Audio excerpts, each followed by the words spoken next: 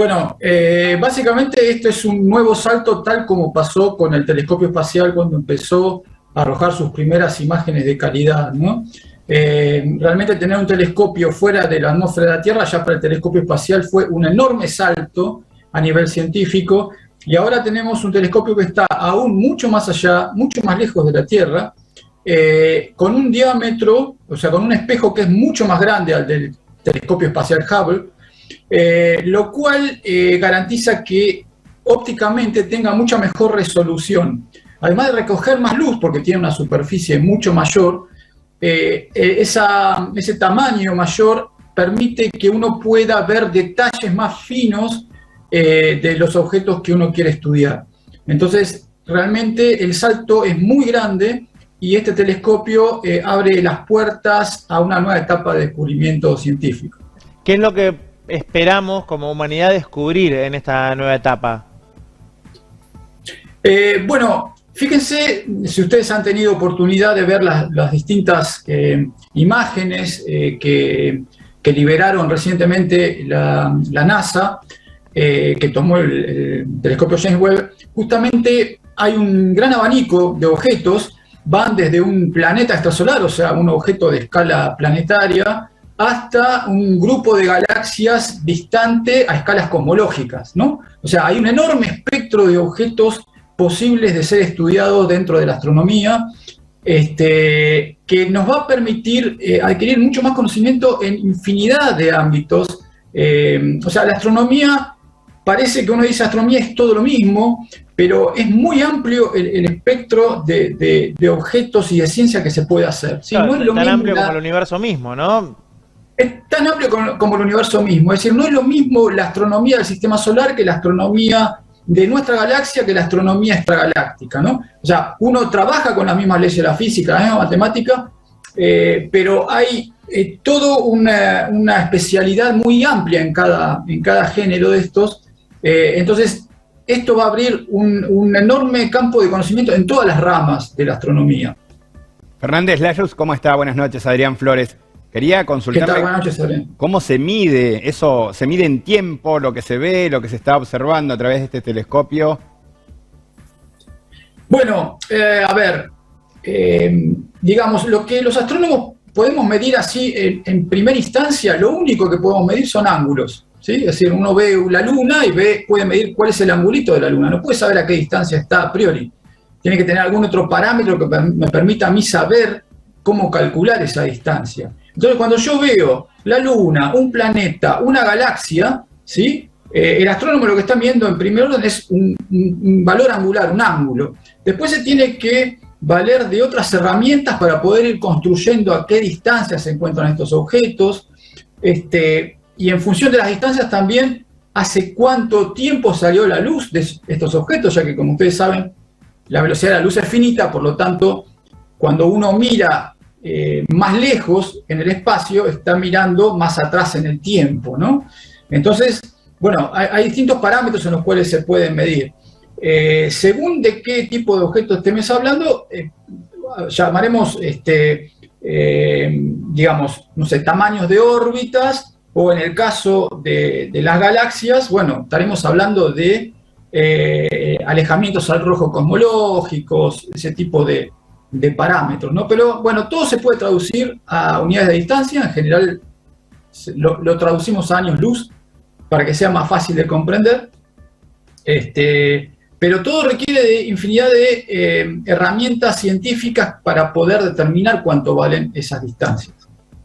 Fernández, le consulto puntualmente, no sé si puntualmente porque debe ser difícil de determinar, pero digo, más o menos, ¿dónde está ubicado el telescopio? ¿A qué distancia de la Tierra?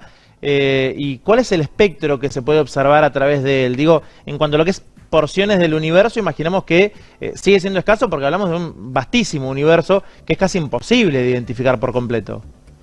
Bien, vamos por partes. A ver, el telescopio espacial Webb está ubicado en un punto que se denomina el punto L2 de Lagrange, que es un punto de equilibrio que se produce por la posición del Sol y la Tierra. O sea, si consideramos dónde están el Sol y la Tierra, hay 5 puntos de equilibrio en función de la gravedad de estos dos cuerpos, Y uno de ellos es L2. L2 justamente es un punto que está del otro lado del Sol, ¿sí? Está el Sol, la Tierra y L2 del otro lado. Entonces, eso favorece un poco que para el telescopio la Tierra y el Sol están siempre del mismo lado y siempre puede estar apuntando hacia el otro lado del cielo para mirar sin ningún problema.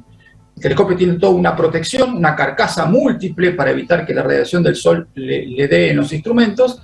Así que no tiene ningún problema para observar en ese lugar. Y la luminosidad que capta a través del lente tiene que ver justamente con que está el Sol iluminando todo eso.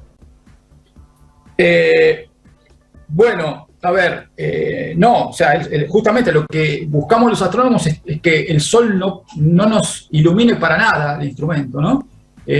Salvo los astrónomos que estudian el Sol, el resto no queremos ver el Sol, porque justamente es una fuente de contaminación lumínica, ¿sí? Entonces, justamente el telescopio espacial siempre está apuntando, digamos, prácticamente hacia el lado opuesto al Sol, ¿está bien? Ajá.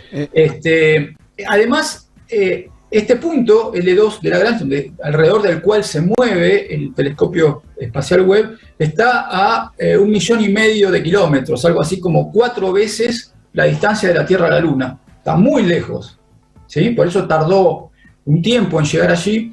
Y lo que tiene L2 es que, bueno, es un punto de equilibrio, pero no es un punto estable, digamos.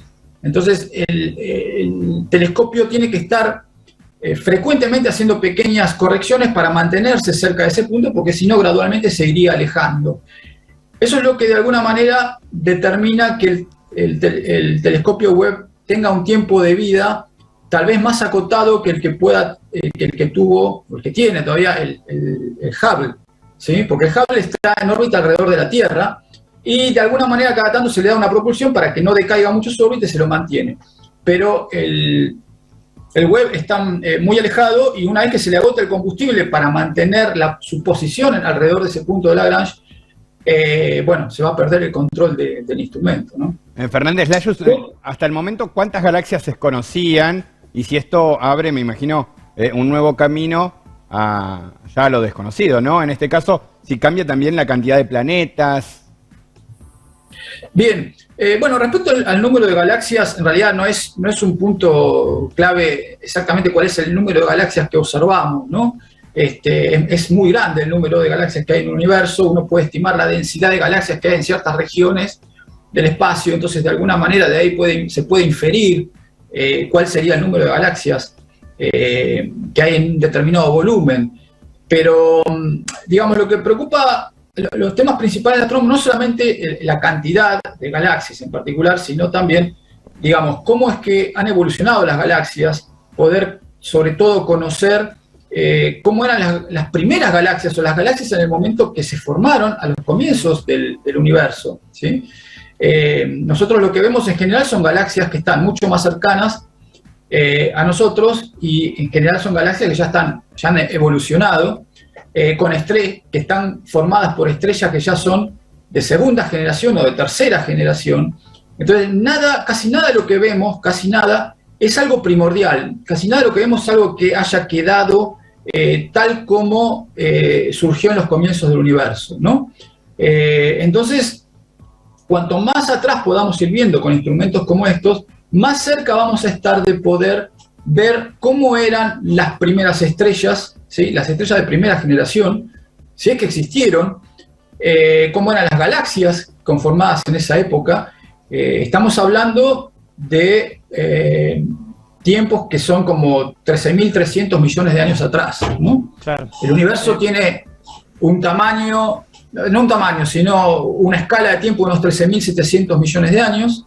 Es decir, el universo se formó hace 13.700 millones de años, pero recién unos 400 millones de años después se empezaron a formar las primeras estrellas y galaxias, ¿sí? Entonces, bueno, una de las cosas que se pretende estudiar es eso, ¿no? Y también qué pasó antes. A veces se pretende saber un poco más qué pasó entre el fondo de radiación cósmica y el instante en el cual se empezaron a formar las primeras estrellas y galaxias. Bueno, es un tema muy complejo que básicamente es un tema que aborda la cosmología pura, pero que bueno, que poco a poco hemos ido avanzando sobre esas áreas, ¿no? Sí.